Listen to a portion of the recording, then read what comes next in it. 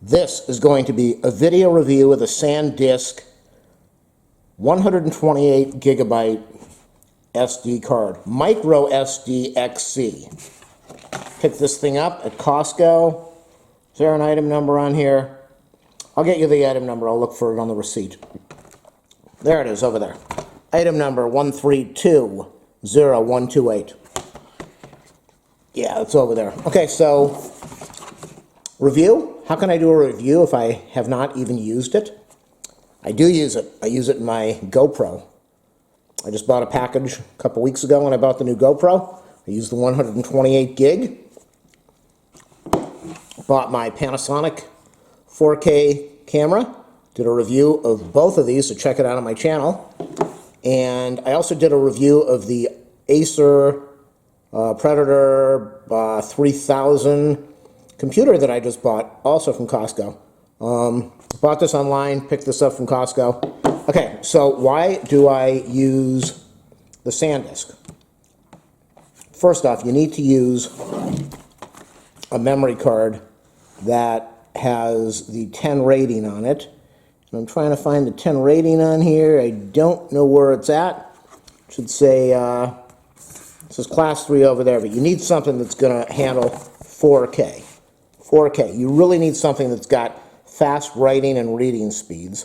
If you don't have that, you're going to have a heck of a time transferring your files right into your SD card. So if you're shooting 4K, you're shooting massive amount of video frames per second, and it needs to write to the SD card. If you have a slow SD card, the SD card is going to bog up. You're not going to get your video written to the SD card, and you're going to have a bottleneck, and you're probably going to have a humongous mess of recording on your hands. So I went out and I bought a second one.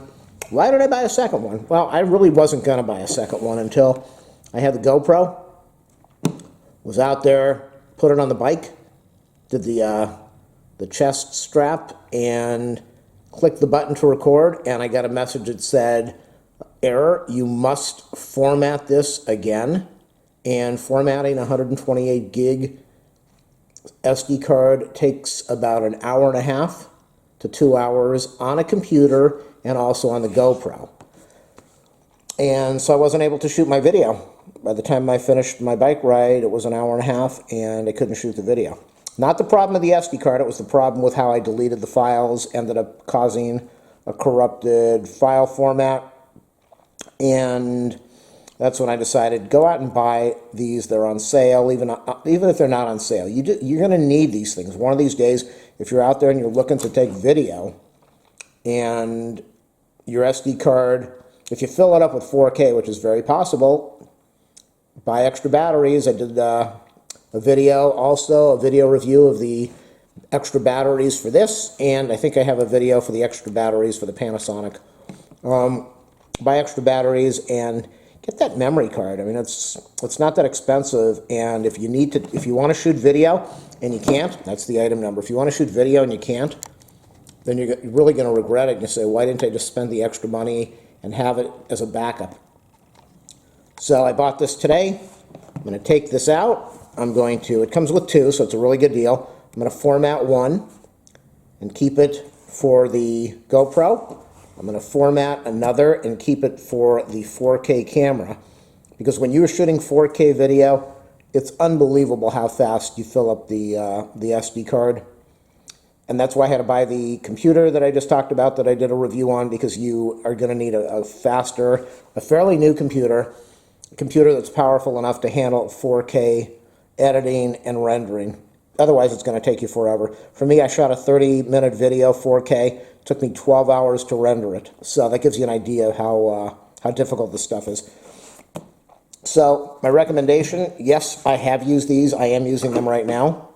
On the camera that I'm shooting with, I'm using an SD card from SanDisk that's a 64 gig, and I've got a few extra of those too. But when you're shooting 4K, you really want to have some extra backup just in case. So I'm going to leave the item number in the description, and I'm also going to leave the Amazon link, so if you want to click on that, I'll get some maybe like 2 cents from the Amazon affiliate program if you order it that way. If you like my videos, do a thumbs up, subscribe, like, share, comment. If there's a product you want me to review, if I can get a hold of it, I'll do the review. And if you want to donate to my channel, ask for my PayPal info. So I recommend go out and get the SanDisk SD cards. That is honestly all I have bought. That's all I've purchased. I've been buying SD cards from Costco forever. When these things come with a 32 gig card, it's surprising because years ago, I mean like a decade ago, you used to be able to buy a camera would come with a 4 gig a 4 gig card, and you couldn't fill it up if you wanted to. Now you can shoot one photograph and it's 3. It's huge. So go out and buy the card and just have it as a backup. Get it all formatted. Keep it in your package. It comes with the regular SD card and it comes with the adapter. Some cameras, like trail cameras, need this. Most trail cameras will not accept 128 gig. The GoPro will handle 28 gig. The 4K cameras will handle 28 gig, 128 up. Some of them won't go past 64. Some of them won't go past 32. So check and make sure that your whatever you have will handle that. This works on drones, action cameras, video cameras. What does it say? USB class 3, U3. I'm trying to find the 10 rating, which I don't see over here. So what will this hold? Let's check it out. It will hold 800 photographs. It will hold a lot more than that, let me tell you. Video 320. It will probably hold a lot more than that. 1040 songs. It's going to hold a lot more than that. I don't know what they're talking about, but this thing is absolutely humongous, and it holds massive amounts of data. There are cheaper cards out there, but the whole thing is up to 170, and I know that's the catch, up to. But you need a card that's fast, up to 170, and where is it? There's the reading and the writing, up to 90 megs write speed for continuous fast shots.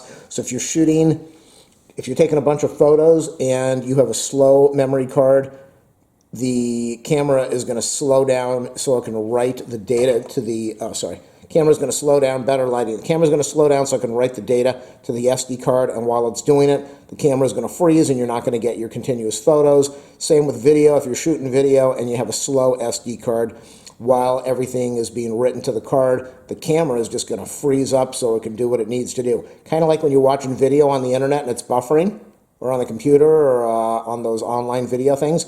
So buy a good card, spend the money, you'll be happy in the long run.